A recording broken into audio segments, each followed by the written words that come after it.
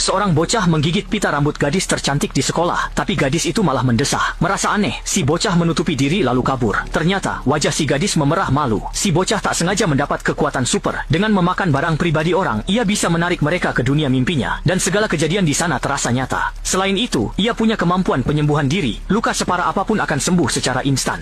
Meski dibakar api, tangannya tak terluka. Padahal baru kemarin Nick dikenal sebagai anak lemah dengan gangguan makan aneh. Ia memakan bungkus mie hingga penghapus pensil. Pembuli menjulukinya tempat sampah berjalan dan sering menyiksanya, bahkan memasukkannya ke tong sampah. Karena kalah jumlah, Nick hanya bisa pasrah.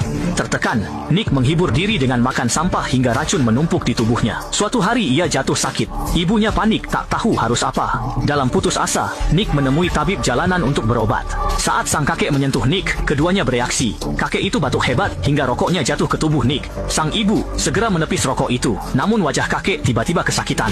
Sebelum ibu bereaksi, kakek itu mendadak lemas tak terkendali, lalu jatuh ke tanah dan tak bergerak lagi.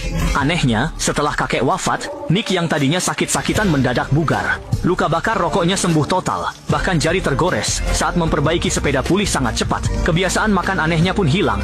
Namun, Nick tak menyadari bahwa ia kini punya kemampuan jauh lebih kuat dan telah berubah total. Ini menarik perhatian Xiaomei, teman sebangkunya yang mulai menyukai Nick. Namun, obrolan mereka membuat pembuli sekolah cemburu. Si pembuli langsung memukul Nick, tapi tak disangka, lukanya memantul kembali. Saat itulah Nick sadar ia punya kekuatan super pemantul luka. Meski terus diserang, Nick tidak terluka, sementara si pembuli babak belur sendiri. Tak percaya, si pembuli mengambil tongkat kayu, namun detik berikutnya, kepalanya justru berdarah akibat pantulan itu. Melihat Nick tak terluka, si pembuli ketakutan setengah mati. Mengira melihat hantu, ia pun kabur terbirit-birit. Nick yang bersemangat pulang dan bercerita pada ibunya. Awalnya tak percaya, sang ibu baru yakin setelah melihat Nick memanggang sesuatu tanpa terluka. Mereka menduga Nick tak sengaja menyerap kekuatan pria tua sakti itu. Demi keamanan, mereka sepakat merahasiakannya. Kini, Nick bukan lagi anak penakut seperti dulu. Saat pembuli sekolah menggoda gadis pujaannya, Nick maju membelanya. Ini membuat mereka marah dan ingin menghajarnya. Untungnya, guru datang tepat waktu menghentikan perkelahian. Namun, para pembuli makin geram. Saat Nick pulang bersepeda, mereka mengejar dan mencoba menabraknya. Nick ketakutan, tapi sepeda tak mungkin balapan dengan mobil. Tak lama, kecelakaan pun terjadi. Setelah mobil benar-benar berhenti, para pembuli lainnya pun terkejut saat mendapati teman mereka yang mengemudikan mobil tiba-tiba tewas secara misterius. Sementara Nick yang hanya mengendarai sepeda justru hanya mengalami luka ringan di bagian luar saja.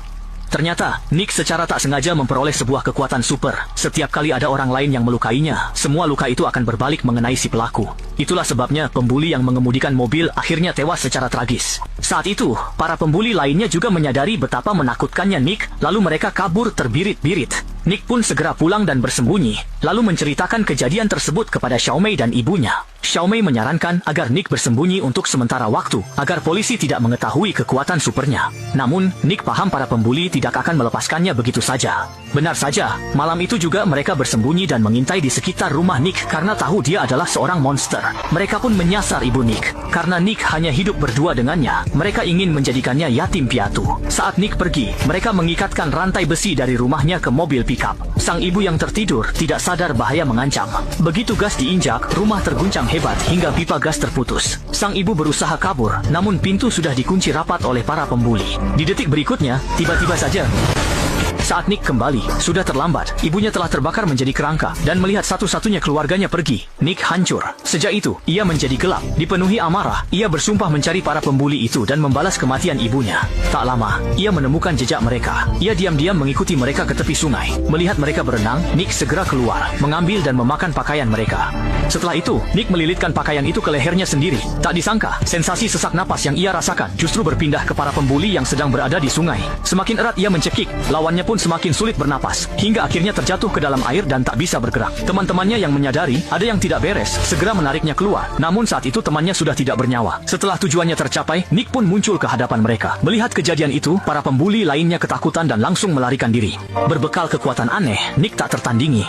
Saat mereka kabur, Nick tenang karena balas dendamnya baru dimulai. Besoknya di kelas kimia, dia memprovokasi pembuli dan menggoda pacarnya. Si pembuli marah lalu menyiramkan asam sulfat ke wajah Nick. Tak disangka, Nick tak terluka, justru si pembuli terkena pantulannya hingga tubuhnya hancur. Kemarin Nick diam-diam mengambil pakaian orang itu sehingga semua luka yang dia terima berpindah ke orang itu. Lalu Nick mencuri baju pembuli lain, mengambil bor listrik dan berjalan langsung ke arah pembuli tersebut. Setelah memasukkan potongan pakaian ke dalam mulutnya, Nick mengebor kedua pahanya sendiri. Dalam sekejap mata, pembuli itu pun menjadi cacat seumur hidup. Teman sebangkunya, Xiao Mei, kebetulan menyaksikan kejadian tersebut. Dia berlari menenangkan Nick, namun saat Nick tenang, ayah si pembuli langsung menodongkan pistol padanya demi membalas dendam. "Selamat tinggal, orang aneh, jangan kamu." Akhirnya, Nick hanya mengalami luka ringan, sementara ayah dan anak pembuli itu tewas bersama. Xiao Mei sangat kecewa pada Nick, menganggap bahwa demi kepentingan pribadinya, Nick telah menyebabkan begitu banyak nyawa tak berdosa melayang. Dia berharap Nick mau melepaskan kekuatan anehnya itu. Menghadapi permintaan sang pujaan hati, Nick akhirnya setuju. Demi menghilangkan kekuatan Super Nick, sekolah khusus itu sengaja memanggil seorang penyihir untuk melakukan ritual guna menghapus kekuatan Super Nick. Namun, seiring sang penyihir terus melafalkan mantra, Nick langsung merasa sangat tidak nyaman. Tidak tega melihatnya, Xiao Mei akhirnya memutuskan untuk membantu Nick melarikan diri. Namun, melihat situasi tersebut, para polisi langsung menembak ke arah mereka berdua. Meskipun Nick berhasil selamat, Xiao Mei justru tertembak peluru dan sekarat. Demi menyelamatkan orang yang dicintainya, Nick dengan tegas memindahkan seluruh kekuatan supernya kepada Xiao Mei, dan akhirnya Xiao Mei yang memperoleh kekuatan super pun hidup kembali. Dan film pun berakhir di sini.